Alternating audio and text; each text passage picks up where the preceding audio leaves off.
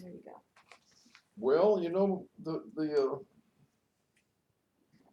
lot of things going on to in a young fella's life, especially when he's in a situation of working at a automobile mechanic apprentice and enmeshed in the activities of these older men.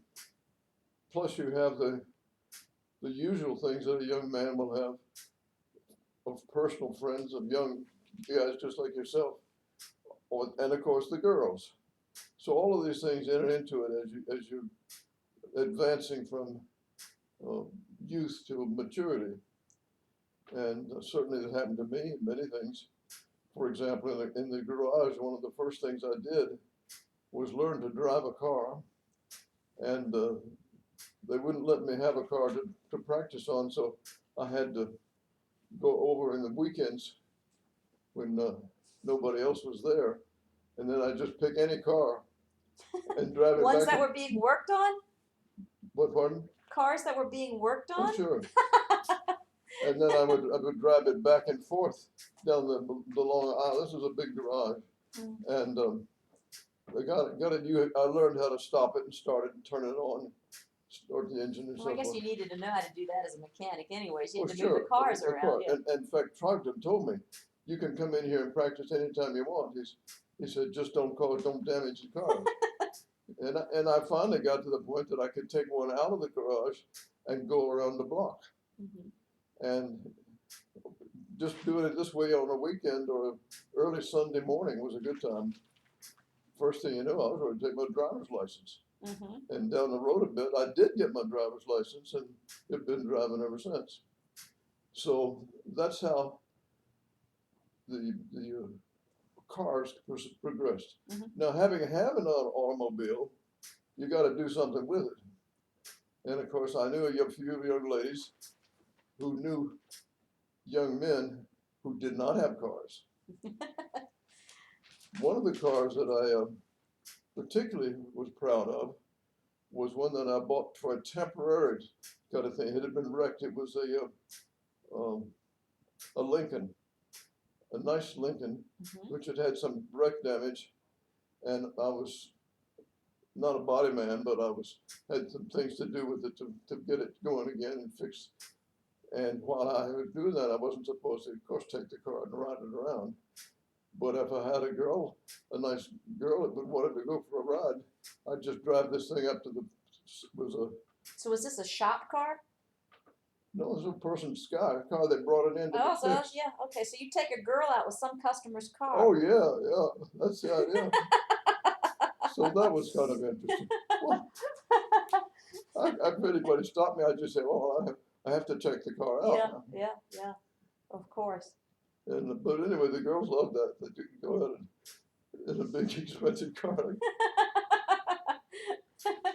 That's just a sidelight. I mean, the big thing that really happened was I'd always loved music. Oh, gosh, even as a little kid, I'd hold up a cigar box with a stick on it and pretend it was a violin. I don't know how I got hooked on violins. I must have known somebody. Must have seen someone, yeah. But anyway, I decided I wanted to take violin lessons, and I was looking around for somebody who could teach, and Lester Knight's dad. Lester was one of your friends that we talked Lester about was earlier. one of my bosom buddies, if you want to put it that way. And it just happened that his father was president of the Seaboard Airline Railroad. Yeah. So Lester wasn't. He was not a poor boy. He was not a poor boy. And he had a sister who had all of the usual things that young women do, including taking music lessons.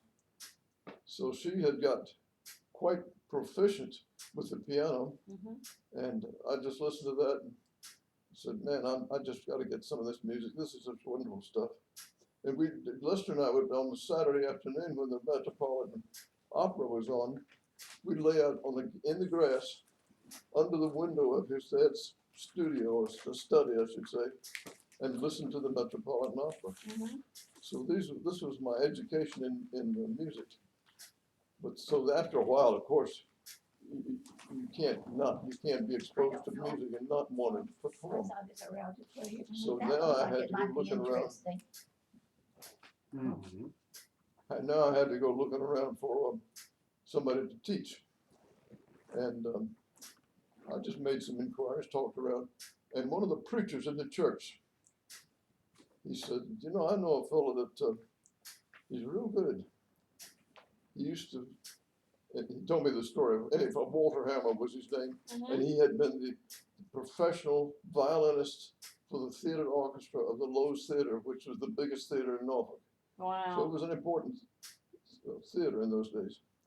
And he had conducted all these orchestras and so forth, and he'd had several invitations to conduct the local symphony in Norfolk, not in Portsmouth. So by the time you heard him, he was getting to be an older gentleman. He'd had a full First career. of all, he lost his job at the theater Mm-hmm. because the theaters had got sound systems, and you didn't have to have an orchestra. Ah. And they disappeared little by little. They got disappeared. I had to do something. So teaching violin was one of the things that he did, and he did it quite well. Mm-hmm.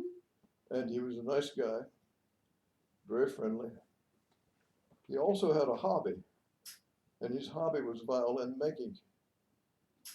Now this doesn't sound like a good hobby, but actually you can make quite a good bit of money if you're good at violin making.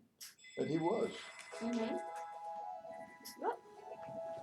Let's pause that for a minute.